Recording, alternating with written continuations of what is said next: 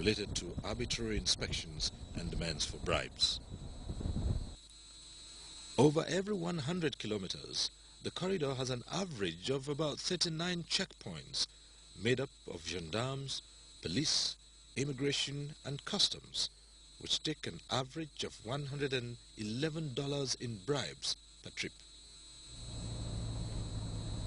The trip of 1,353.7 kilometers, which should take almost 18 hours, is estimated to eventually take 21 hours because of a 3-hour delay due to the density of checkpoints and their activities. The same is true of all road corridors in the region, in spite of efforts by the various countries to improve road governance. ECOWAS is quite aware of what is going on at the borders, as countries under various guises compromise protocols they all assented to. Hamid Ahmed is the Commissioner for Trade, Industry and Mines, Free Movement and Tourism at the ECOWAS Commission.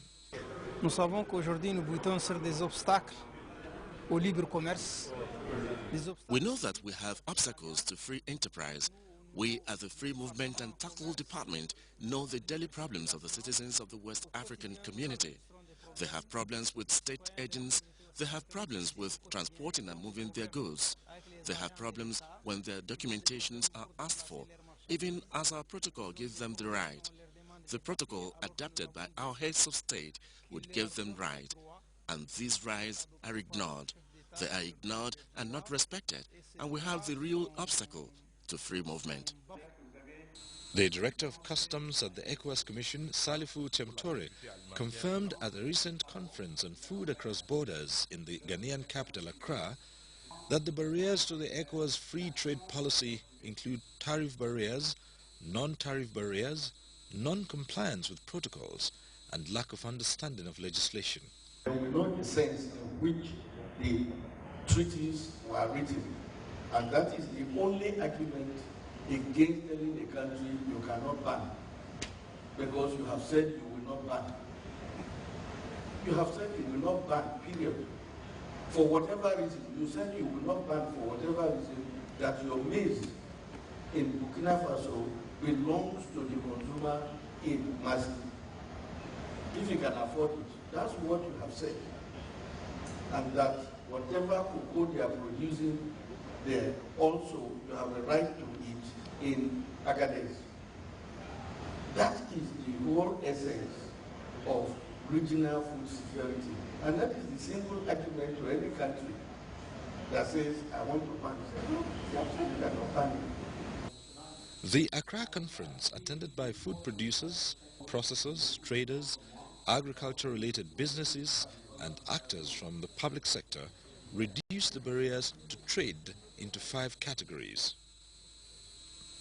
road harassment by various state and non-state actors, export restrictions associated with government bans on exportation of food items, demand for certificates of origin for staple food, non-recognition of veterinary, sanitary and phytosanitary certificates issued by other countries, and demand for value-added tax on food items. These 5 can be further reduced to 2 basic challenges: road harassment and documentation. Ziad Hamoui of Borderless Alliance says you need 43 documents to move goods from Abidjan to Lagos. How bureaucratic the whole process is, and one of the objectives of making cargo move freely across the corridor is to reduce the number of documentation requirements as you move from ECOWAS to UMMWA and then back to ECOWAS and then back to UMMWA and so forth, because it's supposed to standardize and harmonize the procedure. Il n'y a pas de papier pour dire qu'à partir de aujourd'hui ou bien à telle date. When customs, the police, gendarmerie bring out notice that things cannot be taken out, there's no paper that says when they are lifting it. The government officials continue always to give problems to the traders because they profit from creating problems for traders. Babban matsala da muke samu bisa kan hanya ne zuwa ƙasa da ƙasa. Our greatest challenge is on the transit across countries' borders. A peculiar case is with travel documents. you will have your complete ECOWAS documents from your country of origin. But when you arrive at the border of another country, they will demand for certain documents not known to ECOWAS. They detain you for long hours, and it is not good for our livestock in vehicles to stay long in one place. The Accra Conference, organized by USAID and ECOWAS, was one of the initiatives to see how the private and public sector can collaborate to change the situation in view of the immense potentials improved regional trade holds. When you unplug the cork that constrains free movement of goods and services, many positive things will happen. And that is increased volumes of goods and services will start flowing throughout the sub-region in all directions, which in turn naturally will stimulate massive investments in this sector and spur growth. These investments will alleviate infrastructure problems, among others, through setting up of new processing and warehousing facilities. The Accra Declaration that came out of the meeting seeks to adopt this partnership on a coordinated regional level to resolve the problem. What is the ease of implementation? We have a very specific route that we're following. We have members of ECOWAS, representative of ECOWAS, of SILS, of UMOA, of the private sector, and of course USAID and its partners who will move this forward. Abdel Azim Makala, who works for one of the major agro-allied businesses in Nigeria, however, believes that only governments in the region can make free trade work. I believe that government needs to take the lead because they have to create the environment, for the private sector to work. The private sector player can go and argue with the custom man, but he will argue till he's blue. He has no authority over customs.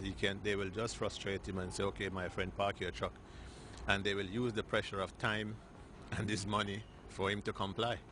Whereas the government can give a directive, the customs, they're agents of government, they will comply, or they must comply.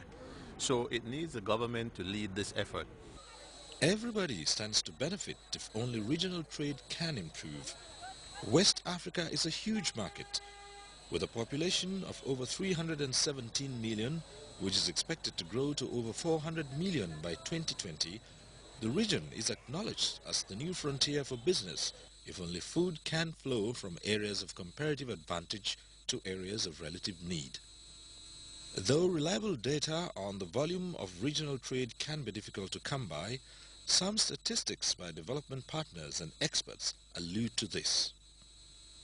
Henri Josseron, an expert with over 30 years of work in economic development, says data collected from 60 major markets in 12 countries in the region indicated that trade totaled over $800 million annually, with about 5 million tons of maize moving across borders annually.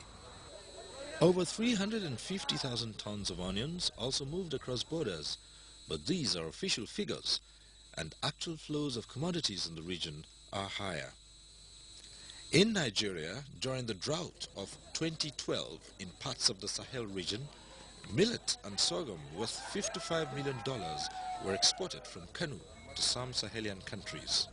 When it comes to staple food, we talk of millet, sorghum, maize. These are the major staple food in Africa. And the Sahel needs huge amount of millet every day. For instance, in Kano, there are no market in Kano in Nigeria.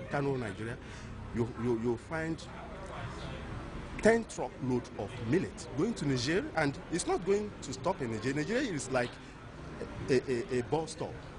They offload few millet in Nigeria, then proceed again to Burkina Faso, to even Mali. In fact, some of these products get to Accra. And if we're going to integrate the region, we can't just deal with who is near to us. We have to deal with those who are far away from us too, like Mali. And they have comparative advantage when it comes to cattle, livestock and, ruminants and stuff like that. So we saw Mali as a market where we could get good prices for animals, but when it comes to transporting them back to our markets, which is in Nigeria, we realized that there are not many transporters who ply that route. We firmly believe that Africa, and more so West Africa, is at a tipping point. Population is going to grow.